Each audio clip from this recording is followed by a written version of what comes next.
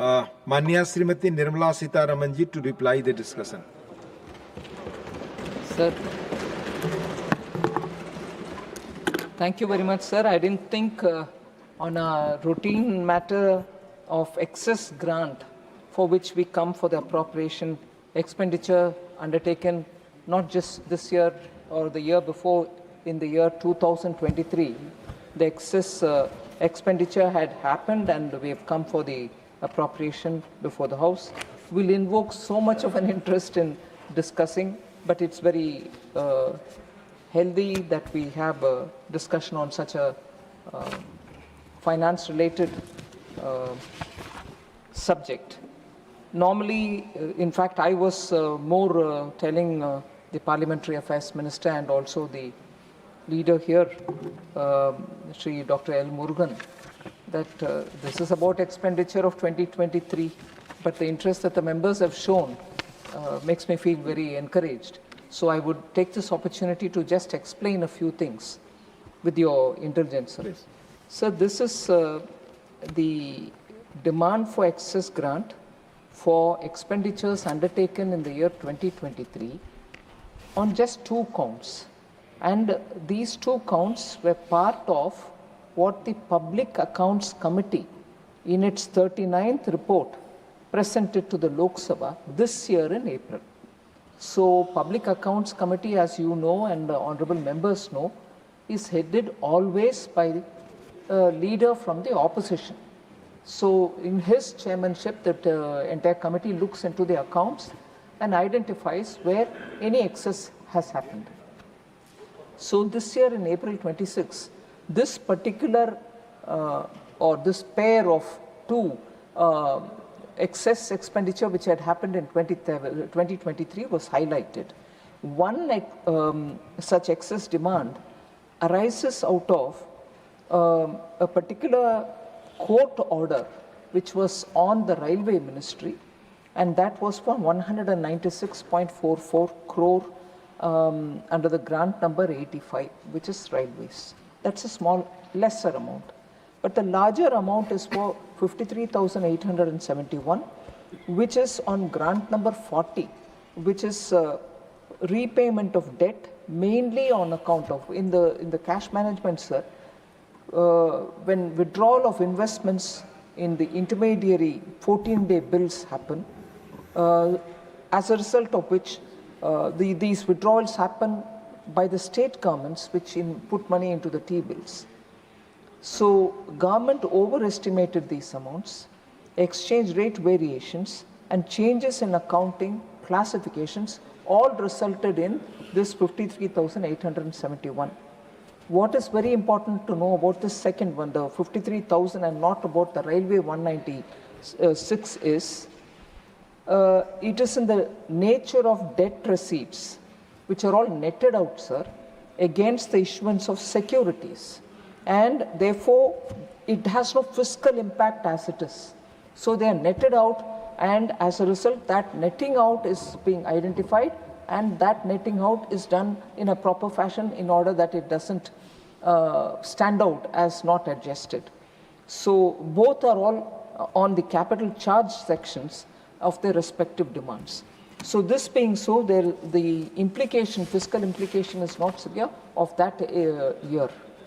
However, sir, I want to say this is not the first time. I was replying to honorable member also.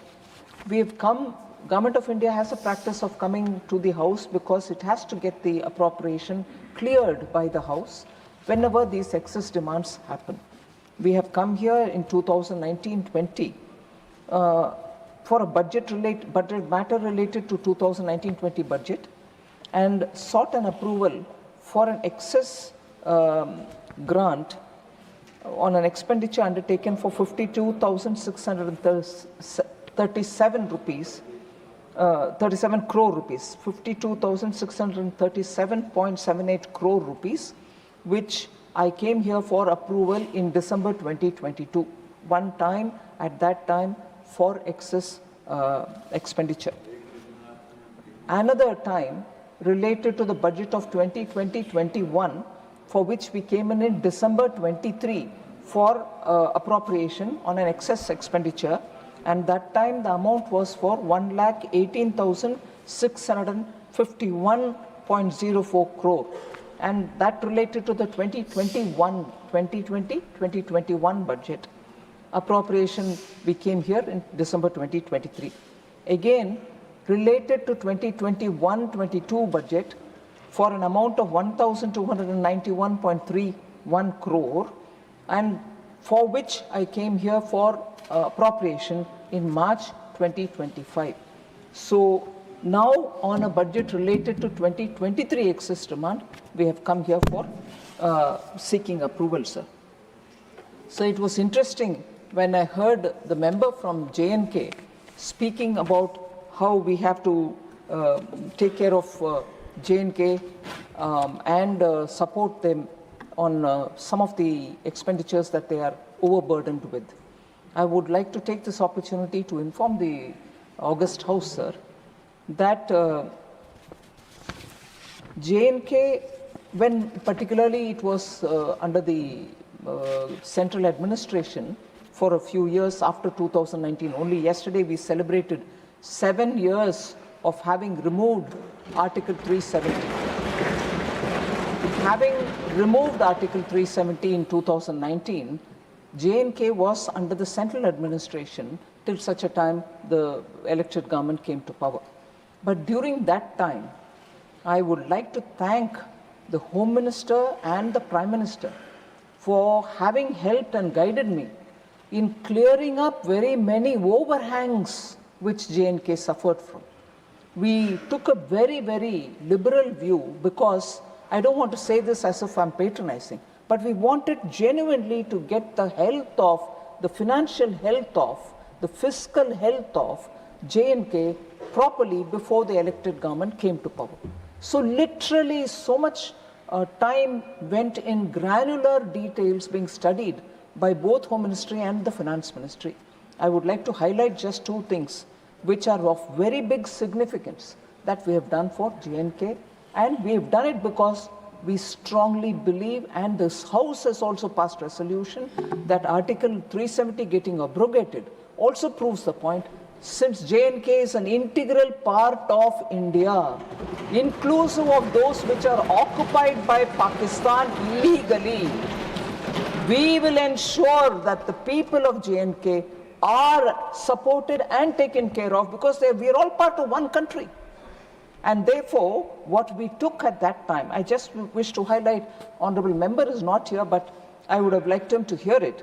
J&K police, entire J&K's police, their salary and their pension is now being met by Government of India on an annual basis. That means approximately 13,000 crores per annum is being spent on the police of and their salaries and pension of J&K. Second, sir, during that time when the central administration was taking care, we have helped restructure the entire J&K debt.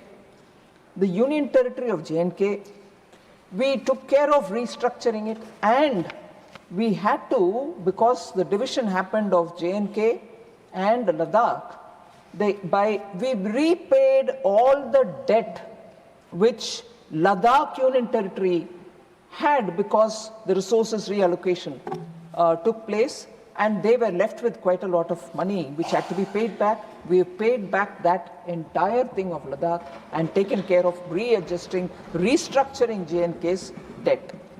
Also, sir, for the year 24-25 and for the year 25-26, an additional amount of 5,000 crore each year has been given over and above the revised estimates of their budgets, just to make sure the urgent requirements of J&K administration is not left without anybody supporting them. So each year, over and above their RE, we have given 5,000 crores to J&K, and I wish to assure the people of J&K, every such attention will be given because we want J&K to prosper along with the rest of the other states. So we will be giving that attention.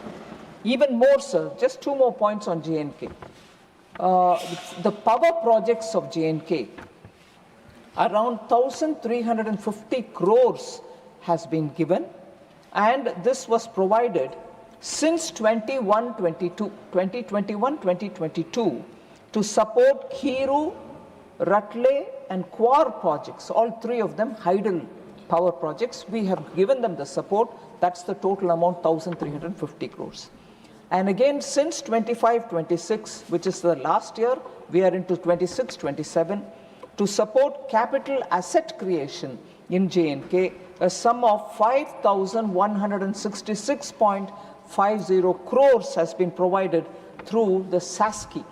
Normally, SASCI is given to states with elected houses. So is J&K getting, because it's also a union territory with an elected house, they are getting under the 50-year interest-free, which we give in the name of special assistance to states for capital investment. 5,166.5 crores has been given to J&K. So we are actually addressing the issues of J&K. This year, sir, for 26-27, the same SASCI 50-year interest-free amount for J&K, 1,407 crores has been provided in the untied component, and 4,886 crore can be claimed if conditions under the reforms components are met by the union territory of J&K. So for every state we give tied component and untied component. Untied component goes anyway based on the proposals. Tied components go on the basis of reforms that they undertake. So J&K still has more than 4,886 crores if they can utilize through, am I right? Yes, sir, 4,886 crore that they can claim if they undertake reforms, in addition to the untied that they will get. So these were some of the specific points that I wanted to address to some of the members, sir.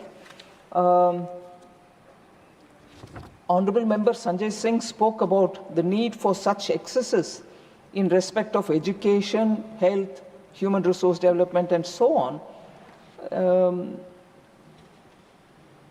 Debt contracted by Government of India, we will have to clear, sir.